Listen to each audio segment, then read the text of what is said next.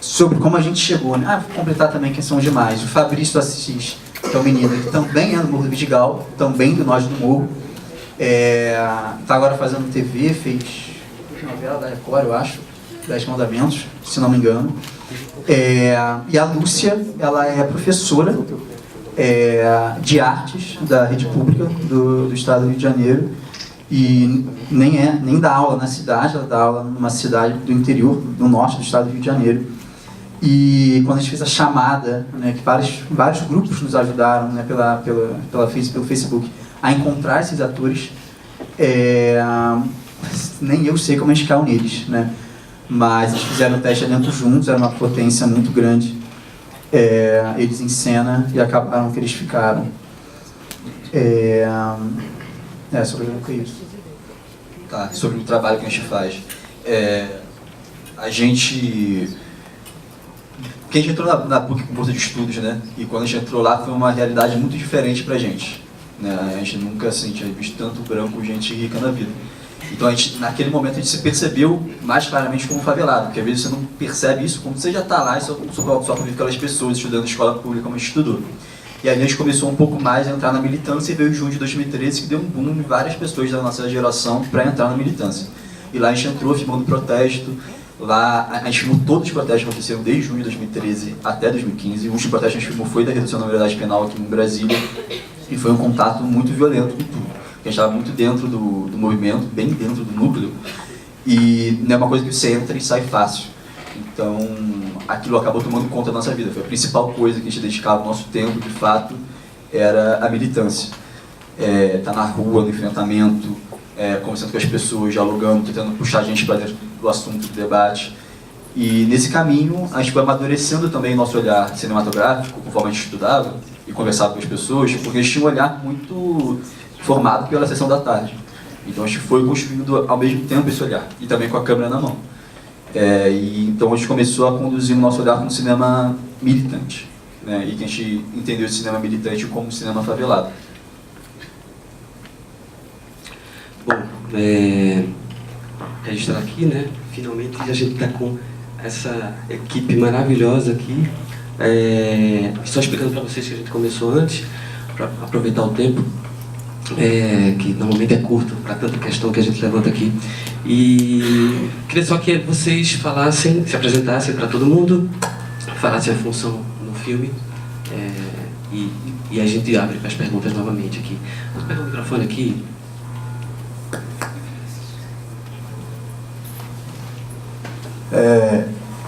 Marquinhos do Tropa, ator no filme. Era Uma Vez em Brasília. Denise Vieira, direção de arte e figurino. Adilei Queiroz, diretor de ação, roteiro e montagem. Meu nome é Frederico Benevides, eu trabalho na montagem do filme. Aqui também. Sou Guilherme, trabalhei na montagem e na edição de som. Massa, gente. Bom, Felipe tá na vez. Por favor. Tem o microfone aqui primeiro, aí depois sai pra lista. Tá bom? Ok. Desculpa, Felipe. Bom, meu nome é Raile Bach, eu sou público, professor de filosofia. Eu gostaria de fazer duas perguntas, né? Uma para o pessoal do Chico e outra para o pessoal do Era Uma Vez Brasília. Quanto ao pessoal do Chico, eu gostaria que vocês comentassem um pouco mais sobre aquela última cena, né? Que eu achei lindíssima, uma cena maravilhosa, com que vocês concluem um filme. Eu não tenho certeza, assim, agora me veio uma outra referência. O Deleuze, ele comenta uma obra, se eu não me engano, um pré-renascimento, em que o pintor pinta um Cristo como se ele estivesse sendo, como se ele fosse uma pipa no céu, né? E o garoto no filme, ele é crucificado numa pipa, né? E a mãe solta esse garoto com uma pipa no céu. Eu gostaria que vocês comentassem um pouco essa cena, falassem um pouco dela, né? De como vocês pensaram essa cena e qual é o lugar dela no filme. E para o pessoal do Era Uma Vez Brasília, bom, eu adorei o filme, fantástico, assim, fiquei muito impressionado. destacaria assim, a direção de arte do filme fantástica, o figurino, né, também, e o pessoal da edição do som, acho que arrebentou, assim. Eu tenho duas perguntas a fazer. Uma é sobre o gênero do filme, né? O filme, pelo menos no portal, ele é apresentado como documentário. E isso, para mim, eu acho que suscita algumas questões. Eu gostaria que vocês comentassem isso, né? Sobre o fato de o filme ser considerado por vocês como um documentário. E a outra questão é sobre o argumento do filme, né? Eu não sei se na minha interpretação, o que eu vejo ali, né? Eu vejo um personagem que está preparado para atuar, para agir em um determinado contexto histórico e de repente ele se vê deslocado no tempo, né? Ele se vê deslocado num tempo para o qual ele não está preparado para atuar. E, pô, cara, eu acho que é uma leitura refinadíssima do que aconteceu em Brasília e no Brasil de 2016 para cá. Assim, eu conheço muitas pessoas que estão realmente deslocadas no tempo, eu me sinto assim, muitos amigos meus se sentem assim, não sabem como agir. Oi? Não é documentário. Pois é. Excelente colocação, obrigado pela observação. Mas assim, eu acho que a ficção também tem esse efeito, né? Assim, de você assistir um filme de ficção e se sentir como personagem da ficção, encontrar pessoas na realidade como, eu acho que, não sei, assim.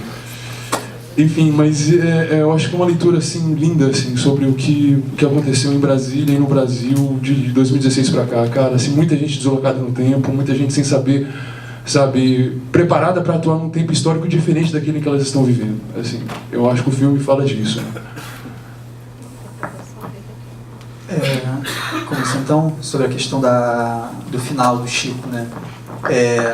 Desde que a gente começou a gente sabia que a gente queria trabalhar de alguma forma com a questão da pipa, porque na época, né, quando estava sendo trabalhado em vários movimentos sociais, a luta contra a redução da maioridade penal, um dos símbolos era justamente a pipa, né? Teve um dia que várias praças do país foram enchidas de pipa. Então a gente sabia que a gente queria trazer esse símbolo de alguma forma, para trazer uma liberdade. E como, né, no Congresso, o grupo que estava pautando principalmente a redução da maioridade penal era a bancada evangélica, a gente quis então fazer uma provocação com esse Cristo que eles dizem, né, e muitos dizem que tem que justamente prender menores, alguns dizem que tem que matar menores, alguns dizem que tem que matar inclusive favelados, seja quais forem, porque seriam todos cúmplices do tráfico de drogas. É um discurso que a gente tem muito no Rio de Janeiro.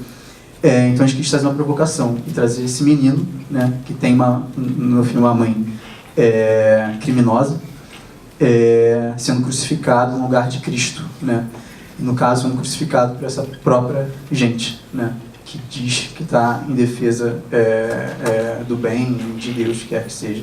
Mas a gente também queria que fosse de alguma forma, não trazer no final do filme um ato belo, né? E apenas belo, como se fosse uma solução de um problema que infelizmente não tem um problema só, não tem uma solução, né? Palpável. Então por isso a gente quis trazer justamente o ferro, a corrente, que é o passo, que é um gesto de libertação, né? Que essa mãe faz para o seu filho. Também um gesto de dor, né? Dor gigante, que envolve abandono de alguma forma, envolve lágrima, envolve muita dor. Então por isso a gente tem a corrente, né? Apesar da libertação. Uma coisa só sobre a questão de referência, no caso a gente não tinha nenhuma referência assim, fílmica para ser o último final mesmo não. Apesar de depois de muitas conversas a gente ter acessado algumas referências. Mas a principal mesmo foi a crucificação como sacrifício, né? E também porque na ocasião, como estava aqui na votação da redução da maioridade penal, a gente acampou em frente ao Congresso e de um lado estava o pessoal da redução e do outro lado tinha um acampamento pró-intervenção militar. Então eles tinham fincado centenas de cruzes. E aí a gente percebeu que a cruz ela também é a sustentação da pipa.